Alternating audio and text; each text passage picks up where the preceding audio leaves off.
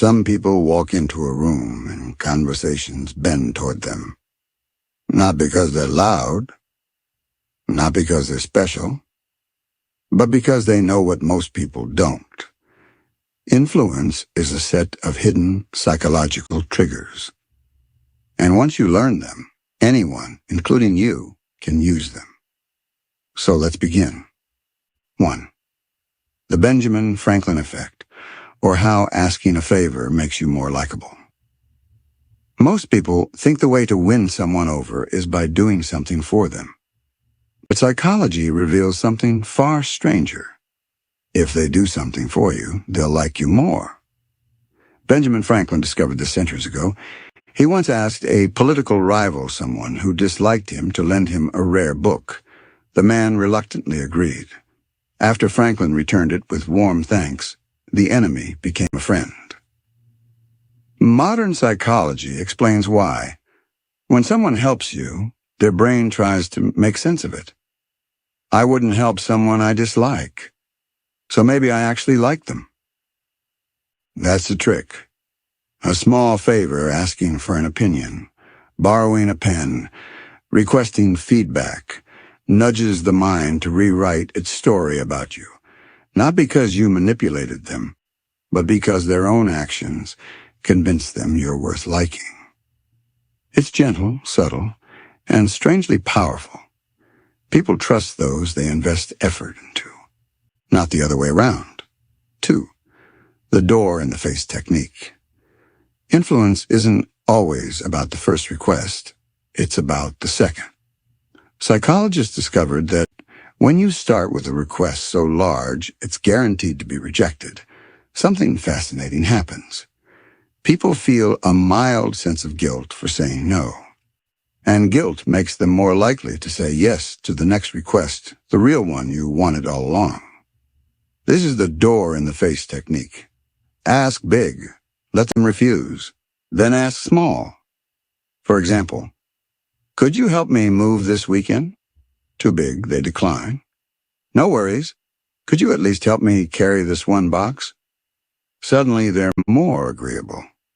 Researchers found this works only if you make both requests. Their mind feels like it owes you a yes, not just anyone. It's not about manipulation, it's about contrast. Humans judge decisions by comparison. The second request feels lighter, easier, more reasonable, and they want to be the type of person who says yes. 3. The name principle. A person's name is more than a word. It's their identity, their history, their entire sense of self condensed into a single sound. That's why hearing it activates a positive, emotional response in the brain. Dale Carnegie said it best. A person's name is to them the sweetest sound in any language. Using someone's name naturally, not excessively, signals recognition. It says, I see you, I value you. You matter enough to remember. In psychology, this ties into identity reinforcement. People behave in alignment with what they believe themselves to be. So when you call someone friend, partner, expert, boss, you subtly invite them to grow into that role. Names soften walls, titles plant seeds. Using them wisely builds immediate warmth and connection without forcing anything. Identity is one of the most influential forces in human behavior. When you label someone with the role you want them to step into, they often rise to match it without consciously realizing why. But there's a fine line. It must feel natural. Too much and it becomes insincere. Too forced and it feels manipulative. The art lies in timing, subtlety, and honest intention. Whether it's remembering a client's name without checking your notes, addressing someone respectfully when they least expect it, or using a gentle role label that elevates how they see themselves, you are tapping into one of the oldest and deepest psychological instincts, the instinct to belong. And when people feel seen, named, and acknowledged, they become far more open to connection, cooperation, and trust. 4. The flattery effect. Flattery is ancient, but science shows it only works when it hits the mind in the right way. Done badly, it feels fake. Done well, it slips past defenses and makes people warm to you instantly. Psychologists say humans crave cognitive consistency, the feeling that what we hear about ourselves matches what we already believe. So when you compliment someone with high self-esteem, their mind says, yes, that aligns with how I see myself. And they naturally like you more for recognizing it. But here's the twist. People with low self-esteem can actually resist praise because it contradicts their internal narrative. That's why effective flattery isn't loud or over the top. It's specific, subtle, and believable. It sounds like, I noticed how calm you stayed during that stressful call, or you're really thoughtful in the way you explain things. These kinds of compliments validate a person's behavior, not their entire personality, which makes the praise harder to reject and more emotionally grounding. The secret is simple. Don't flatter who they wish they were. Flatter who they actually are, the parts they already half suspect they're good at. When someone feels seen for something true, they instantly feel closer to the one who noticed. 5. The mirror effect. There's a psychological trick so natural, so invisible, that people rarely notice when it's happening, but they feel it immediately. It's called mirroring, and it's one of the quickest ways to make someone feel understood, safe, and connected to you. We are wired to like what feels familiar. When someone mirrors our posture, energy, or pace, the brain interprets it as, this person is like me, and people like me are safe. Researchers call this the chameleon effect. Participants who were subtly mirrored during a conversation reported feeling more connected, more trusting, and more open even though they didn't consciously notice anything different. Mirroring isn't copying, it's attunement. If they lean in, you lean in slightly. If they speak softly, you soften your tone. If they nod thoughtfully, you take a beat before responding. Done gently, it creates a psychological echo, a sense of resonance that tells the other person, you get me? And here's the beautiful twist.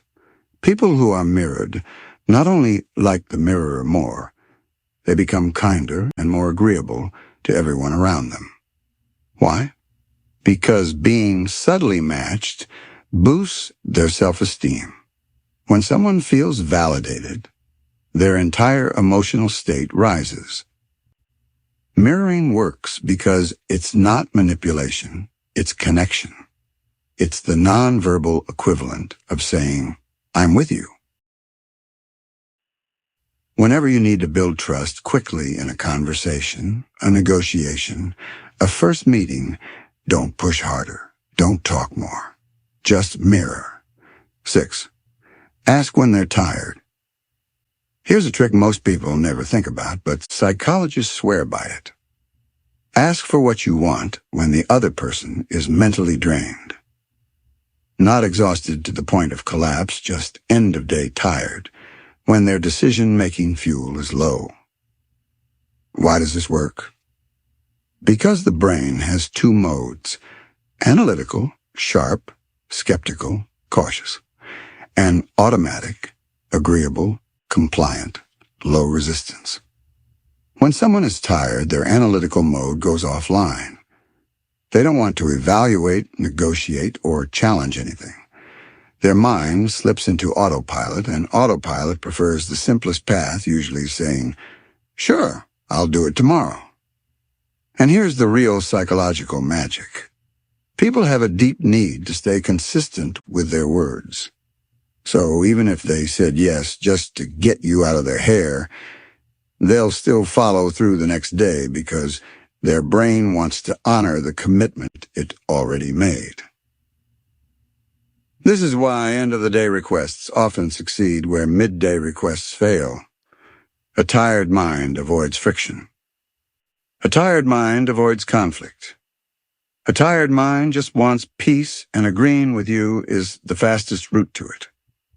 Use this ethically. Use it gently.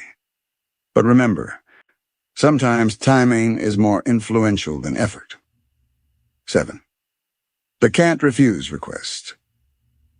Some influence strategies are bold. This one is gentle and incredibly effective. It's called the foot-in-the-door technique, and psychologists consider it one of the most powerful compliance tools ever tested.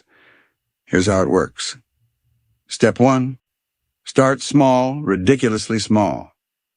A request so easy, so harmless, so non-threatening that saying no would feel strange. Something like, "Hey, could you help me with one quick thing? Could you sign this? It'll only take a second." Step 2. Wait. Don't rush the second ask. Psychologists found this part is crucial. If you immediately jump to the real request, people sense the manipulation. But if you wait a day or even a few hours, something powerful happens inside their mind. They begin to see themselves as the kind of person who helps you.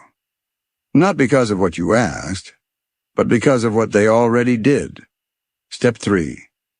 Then ask for what you truly want, the bigger favor. By this point, they're far more likely to agree because their brain wants to stay consistent with the identity they just demonstrated. Saying yes feels natural, like a continuation of the first small action. Refusing now feels like breaking momentum, and humans are wired to avoid that.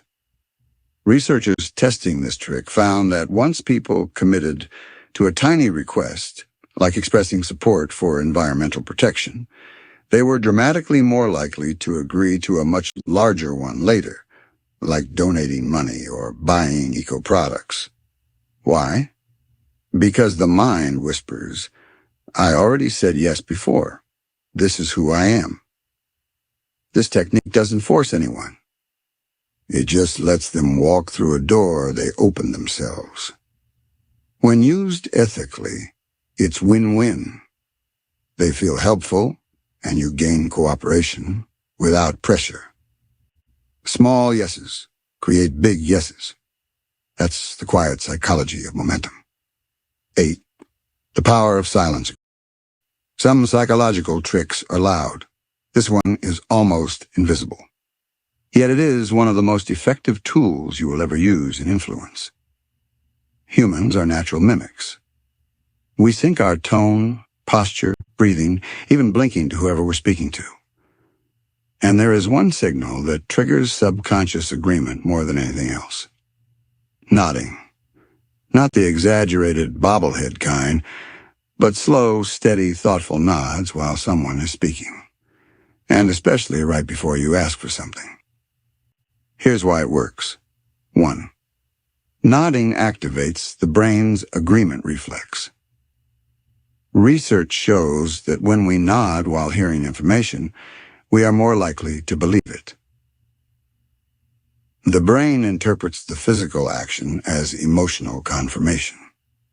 It thinks, if my body is agreeing, then I must agree. 2. People naturally mirror nodding. When someone sees you nod slowly, they almost always nod back without realizing it. It's automatic. Humans mirror people they find safe, trustworthy, and aligned with them. And once they nod, even involuntarily, you've primed their mind to be in yes mode. 3. Nodding softens tension and makes you appear warm and open. If someone feels defensive or hesitant, your calm nodding signals, "I'm listening. I understand you. We're on the same side." This lowers their guard, reduces resistance, and makes them more receptive to your next request. 4. The ask after agreement rule. The trick is simple. Before asking for a favor, say something they naturally agree with and nod as you say it. For example, I know things are busy right now, nod. And we're all trying to keep things running smoothly, nod. Their brain sees the nodding, mirrors it, and enters a pattern of agreement. Then you ask for the favor. Because their body already said yes, the mind follows. 5. Why this works so reliably. Nodding doesn't force people. It guides their internal rhythm. It turns tension to harmony. It creates subtle psychological alignment, the sense that you and the other person are moving together, not against each other. And in human communication, alignment is influence. Slow nods, warm eyes, a steady tone. Let the body do the persuasion long before the words arrive. That is the quiet power of nonverbal yes-setting. 9. The eyes are watching effect. There's a psychological trick so strange and so powerful that it almost feels like magic. People behave better when they think they are being watched, even if the eyes aren't real. This principle comes from a famous study where researchers placed a simple poster above a cafeteria sink. One version showed flowers. The other version showed a pair of eyes. When the eyes were present, people were far more likely to clean up after themselves. No rules changed. No one enforced anything. Just a picture of eyes, and suddenly everyone behaved. Why? Because the human brain evolved to survive in tight social groups. We care deeply about reputation. We care about how we are perceived. And even a symbolic reminder of you are being watched activates our internal moral compass. So how do you use this ethically? 1. Use the eyes effect to encourage honesty. If you're managing a shared space, an office, a storeroom, a gym, a supply closet, placing eye-like imagery near rules or reminders can dramatically increase compliance. People return borrowed items. People stop taking shortcuts. People respect the environment more. Not because they're scared, but because their subconscious says, act as if someone is noticing. 2. Use it when you need cooperation, not conflict. If you want someone to stay respectful, sincere, or fair during conversation, gently position yourself in a way that maintains eye contact, not aggressively, but consistently. Feeling seen makes people behave with more integrity. 3. Use it on yourself. If you tend to lose discipline at home over eating, procrastinating, doom scrolling, try placing a small reminder where you struggle most. A pair of drawn eyes, a face sketch, even a photo of someone you respect. Your brain interprets it the same way. I am accountable. Someone is witnessing this.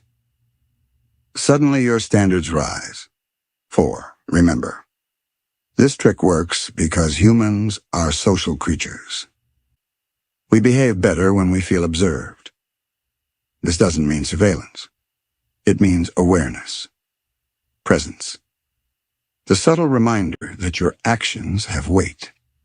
Use this trick to encourage good behavior in others and in yourself. Because sometimes small symbolic eyes can awaken the most honest version of us. 10. The identity shift effect. There's a subtle psychological trick that can completely change the way people behave, not by persuading them, but by reshaping how they see themselves. It's called the identity shift effect, and it works because humans care deeply about belonging to meaningful groups.